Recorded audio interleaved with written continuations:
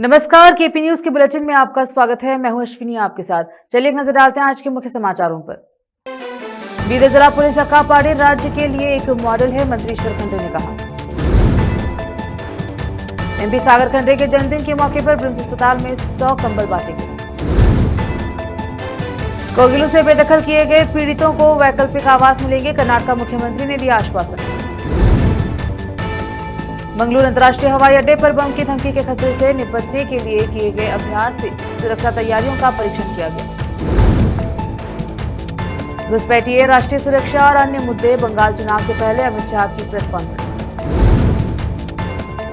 उनकी आत्मा को शांति मिले, बांग्लादेश की एक्स पीएम खालिदा जिया के निधन पर पीएम मोदी ने जताया दुख। एवर केयर अस्पताल से दृश्य, जहां बांग्लादेश की पूर्व प्रधानमंत्री खालिदा जिया का 80 वर्ष की आयु में निधन।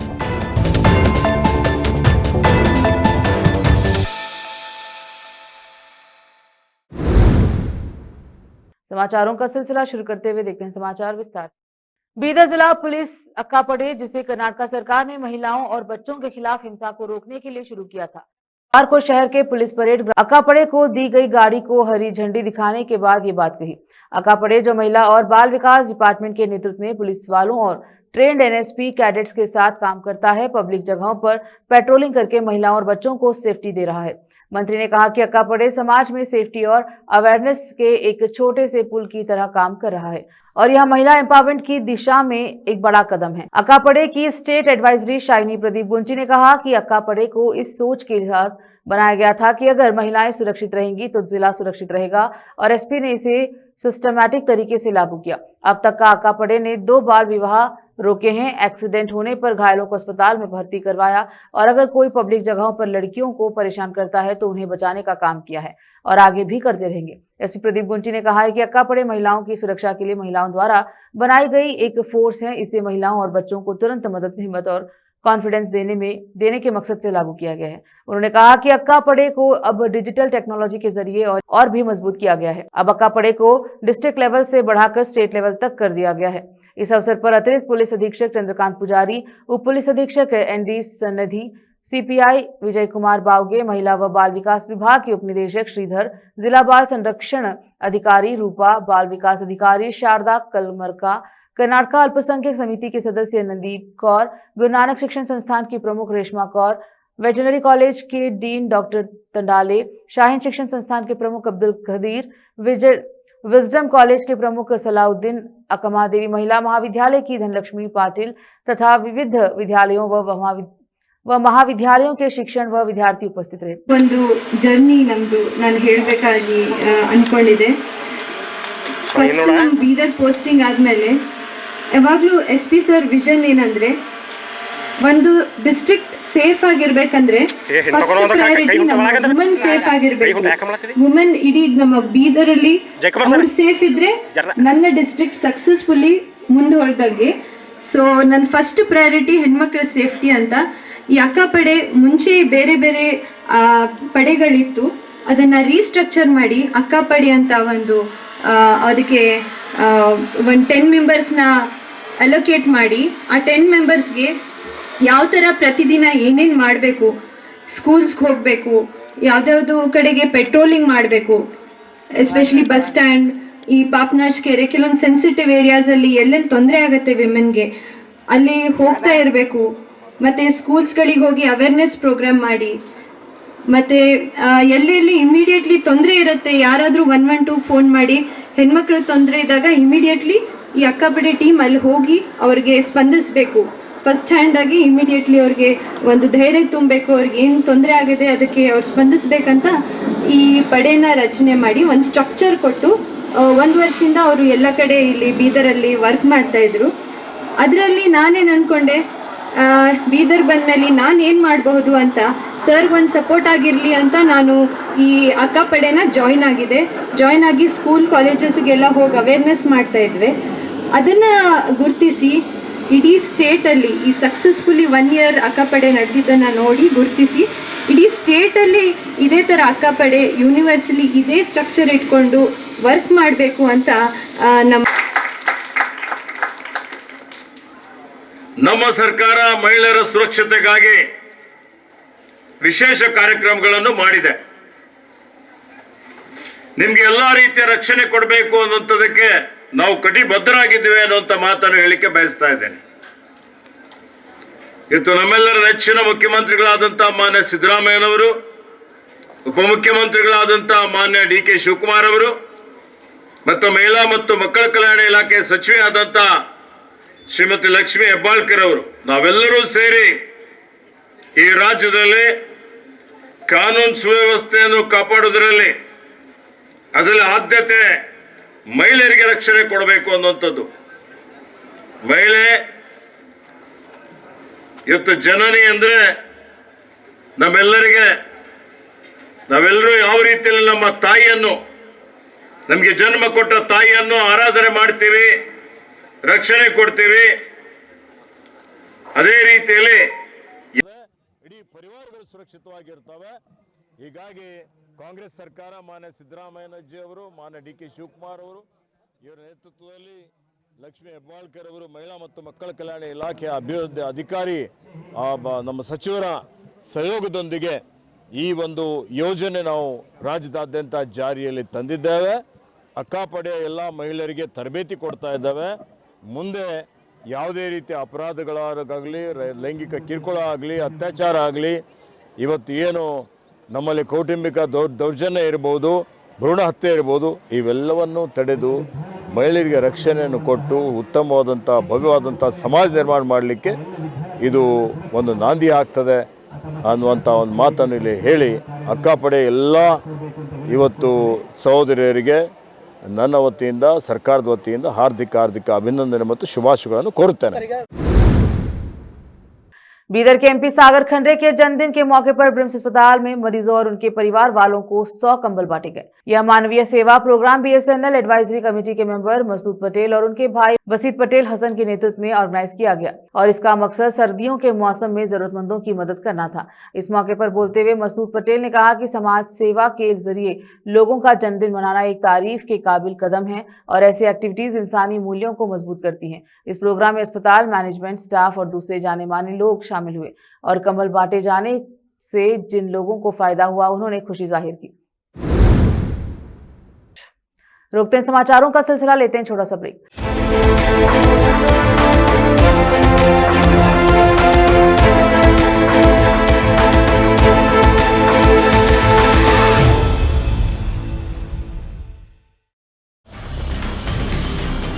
हिंदुस्तान के हर कोने में हम हैं मौजूद। 24 घंटे हालात पर गहरी नजर, खबरों से जुड़े चुपते सवालात और आपको दिखाता है धार्मिक, सामाजिक, राजनीतिक, लोकल और इंटरनेशनल न्यूज की सबसे बेहतर कवरेज जो आपको रखती है हर पल बाखबर। देश और दुनिया भर की खबर के लिए देखते रहें KP News 24/7।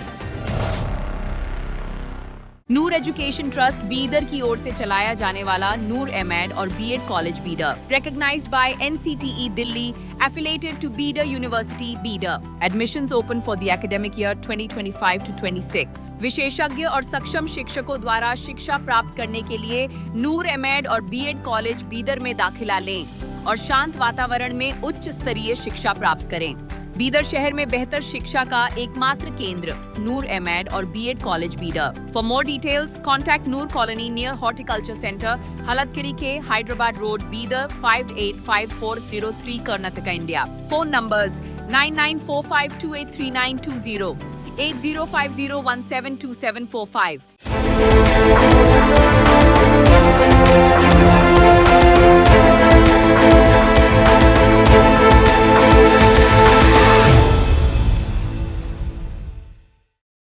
ब्रेक के बाद स्वागत है आपका। देखते हैं समाचार देश के। उत्तरी बेंगलुरु के कोगिलू में अवैध रूप से निर्मित 167 शेड को ध्वस्त करने के विवाद को शांत करने के लिए कर्नाटक सरकार ने सोमवार को उन वास्तविक पीड़ितों को वैकल्पिक घर आवंटित करने का निर्णय लिया जिनके पास न तो घर हैं और न ही आवासीय भूमि। ग्रेटर बेंगलुरु प्राधिकरण मंगलवार और बुधवार को वास्तविक लाभार्थियों की जांच करेगा और उन्हें गुरुवार को आवास उपलब्ध कराया जाएगा। ये आवास कोगिलू से 7 किलोमीटर के दायरे में होंगे। इन शेडों को 20 दिसंबर को ध्वस्त कर दिया गया था। इस मुद्दे ने विवाद को जन्म दिया क्योंकि केरल के मुख्यमंत्री पिनराई विजयन ने कर्नाटक सरकार पर उत्तर प्रदेश के बुलडोजर राज को राज्य में लाने का आरोप लगाया।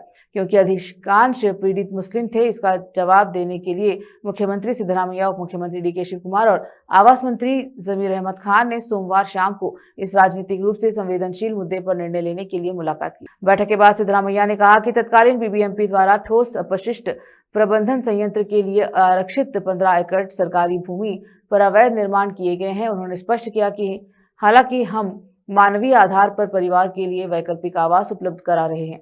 सिद्धरामैया ने कहा कि उन्होंने अवैध झुग्गियों के निर्माण की अनुमति देने वाले अधिकारियों के खिलाफ सख्त कार्यवाही के आदेश दिए थे। उन्होंने कहा कि हम सरकारी जमीन पर अतिक्रमण बर्दाश्त नहीं करेंगे। राजस्व विभाग और निगम को ऐसे मामलों से निपटने के लिए अधिकार दिए जाएंगे।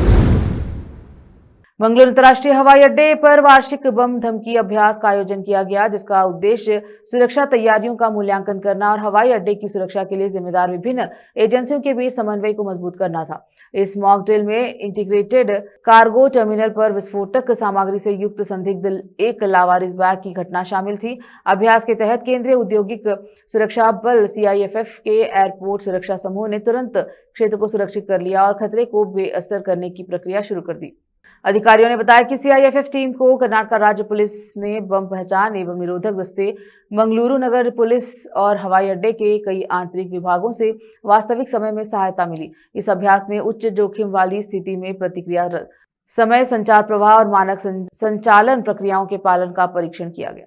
हवाई अड्डा अधिकारियों ने बताया कि मॉक ड्रिल का संचालन हवाई अड्डे के नियमित कामकाज को प्रभावित किए बिना किया गया, जिससे यात्रियों की आवाजाही और माल ढुलाई सुरक्षित रूप से जारी रही।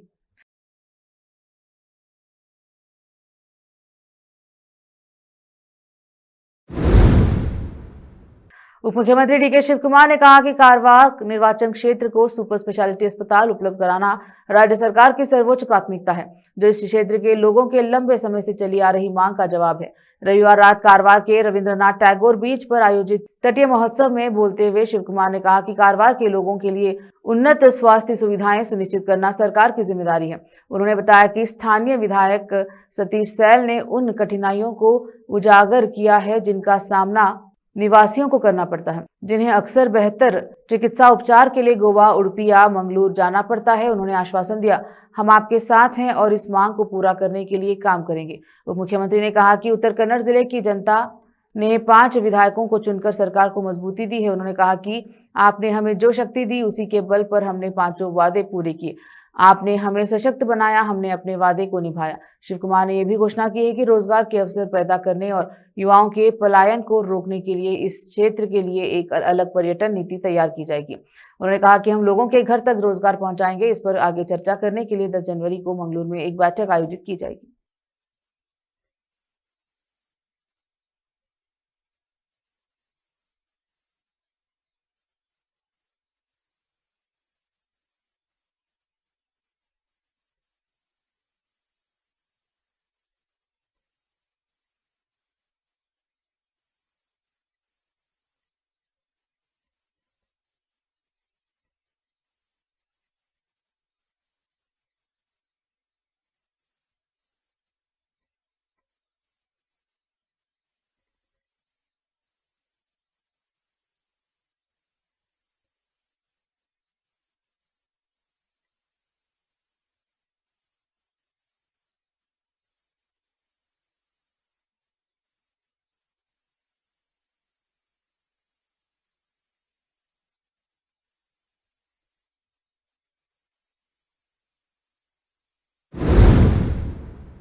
रोकते हैं समाचारों का सिलसिला, लेते हैं छोटा सा ब्रेक। हिंदुस्तान के हर कोने में हम हैं मौजूद। 24 घंटे हालात पर गहरी नजर, खबरों से जुड़े चुपते सवालात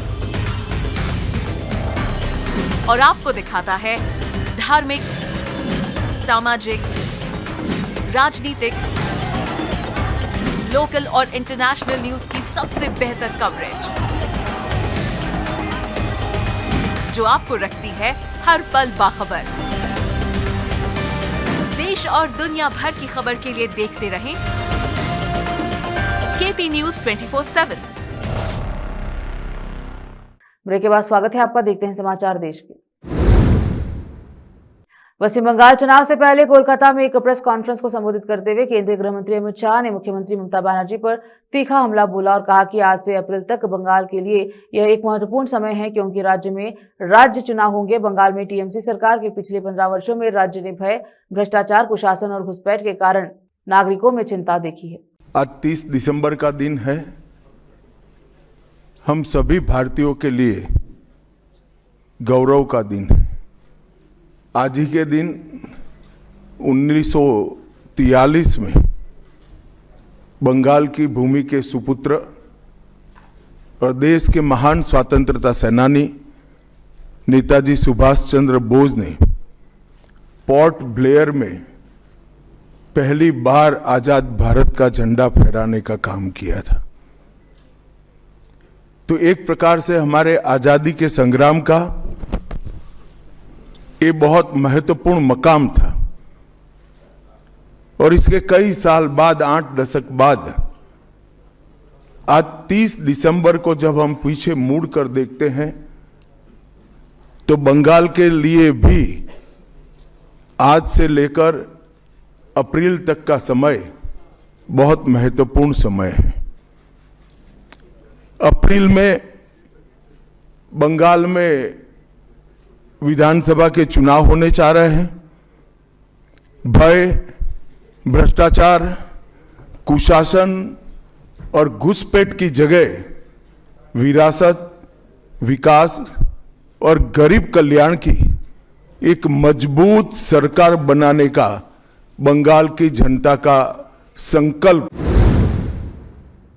बांग्लादेश के पूर्व प्रधानमंत्री और बांग्लादेश नेशनलिस्ट पार्टी के चेयरपर्सन बेगम खालिदा जिया का आज सुबह लंबी बीमारी के चलते 80 वर्ष की उम्र में निधन हो गया। प्रधानमंत्री मोदी ने एक पोस्ट में बांग्लादेश की पूर्व प्रधानमंत्री और बीएनपी प्रमुख खालिदा जिया को श्रद्धांजलि अर्पित की। उन्होंने 2015 में ढाका में खालिदा जिया से हुई अपनी मुलाकात को याद किया और आशा व्यक्त की कि उनकी दूरदृष्टि और विरासत भारत बांग्लादेश साझेदारी का मार्गदर्शन करती रहेगी। बांग्लादेश राष्ट्रवादी पार्टी ने सूचित किया कि लंबी बीमारी के बाद उनका निधन हो गया। बीएनपी ने एक पोस्ट में लिखा, बेगम खालिदा जिया का आज सुबह 6 बजे फजर की नमाज के तुरंत बाद निधन हो गया। खालिदा के डॉक्टर्स ने बताया कि उन्हें आर्थराइटिस, डायबिटीज, चेस्ट और हार्ट से संबंधित समस्याएं थी।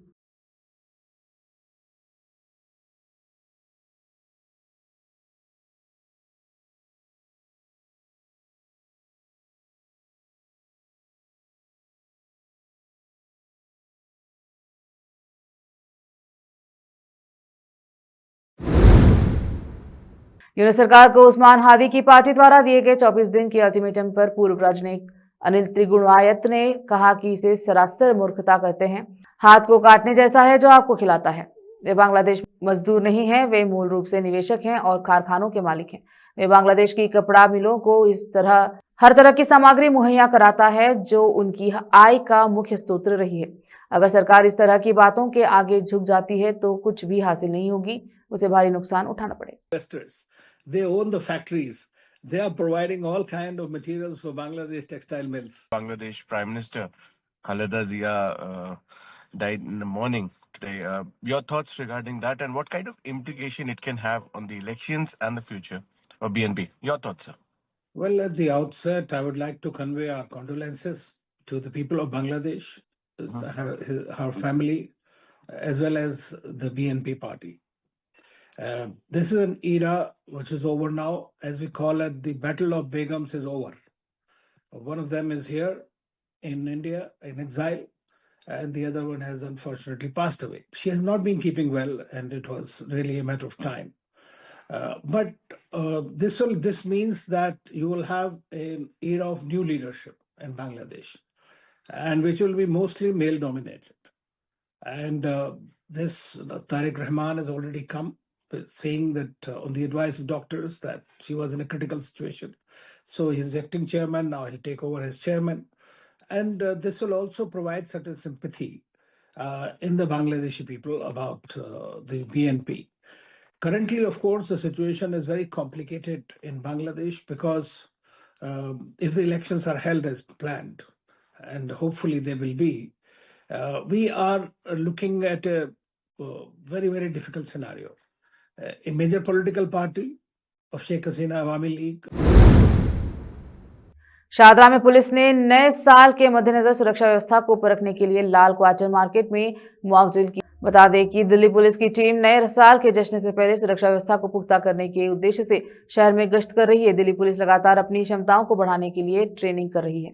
हमें लावारिश बैग की कॉल मिली थी, ये 12-18-19 की कॉल है। हम आए तो यहाँ पे ऑलरेडी दिल्ली पुलिस का दस्ता मिला और ये तो मॉक ड्रिल का वो चल रहा था, कोई ऐसी बात नहीं है, सब ठीक है। बैग में तार वगैरह थे, ये कर रहे थे अपना मॉक ड्रिल का, जैसे 26 जनवरी का वो चल रहा है, नए साल भी है, इसके मॉक ड्रिल चल रही है। कितनी गाड़ी आई? गाड़ी एक आई है गीता कॉलोनी से, दमकल के अंदर गीता कॉलोनी, कोई ऐसी बात नहीं है। कोई वैकुंठ एकादशी के अवसर पर हैदराबाद के जिलेलगुड़ा स्थित वेंकटेश्वर स्वामी मंदिर में श्रद्धालुओं की भारी भीड़ उमड़ पड़ी। भक्त लंबी लंबी कतारों में खड़े होकर भगवान के दर्शन कर रहे हैं।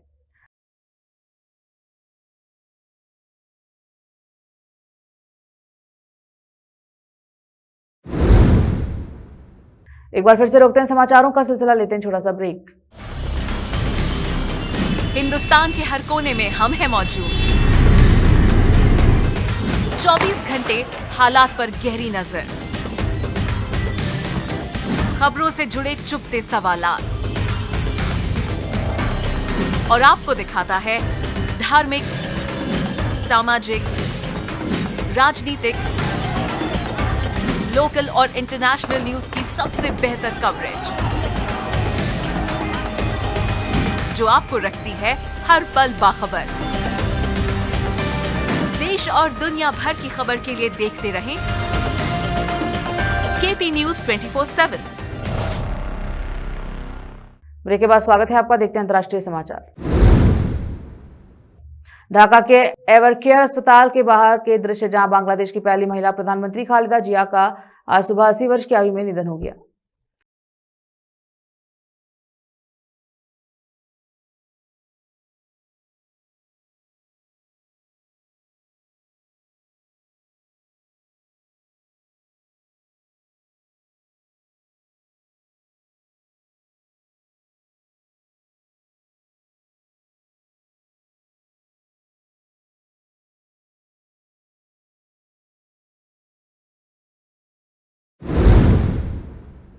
मुंबई में सोमवार शाम को 21 का एक विशेष आश्रम हॉस्टल गया था, जिसमें बॉलीवुड की हर बड़ी हस्ती मौजूद थी। इस गैलरी डॉल्मा 21 की स्पेशल म्यूजिक एक्ट्रेस ने भी शेयर की तस्वीर।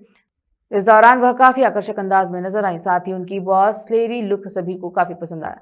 ऑल काला पेट्रोल में तजुस काफी स्टनिंग रही। साथ ही उनकी बॉस लेडी लुक भी काफी पसंद आया।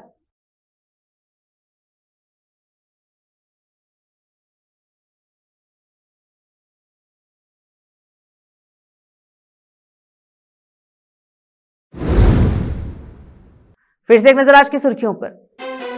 बीदर जिला पुलिस अक्कापाड़ी राज्य के लिए एक मॉडल है, मंत्री ईश्वर खंडे ने कहा। एमपी सागर खंडे के जन्मदिन के मौके पर ब्रिम्स अस्पताल में 100 कंबल बांटे गए। कोगिलू से बेदखल किए गए पीड़ितों को वैकल्पिक आवास मिलेंगे, कर्नाटक मुख्यमंत्री ने दिया आश्वासन। मंगलूर अंतर्राष्ट्रीय हवाई अड्डे पर बम की धमकी के खतरे से निपटने के लिए किए गए अभ्यास से सुरक्षा तैयारियों का परीक्षण किया गया। घुसपैठिए राष्ट्रीय सुरक्षा और अन्य मुद्दे, बंगाल चुनाव से पहले अमित शाह की प्रेस कॉन्फ्रेंस।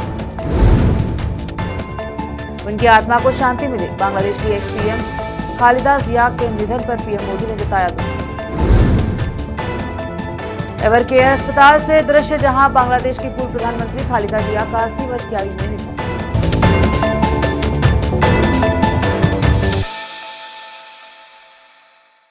केपी न्यूज के बुलेटिन में अब तक के लिए इतना ही। देखते रहे केपी न्यूज 24/7। अन्य जानकारी के लिए चैनल को लाइक, शेयर, सब्सक्राइब जरूर करें। धन्यवाद।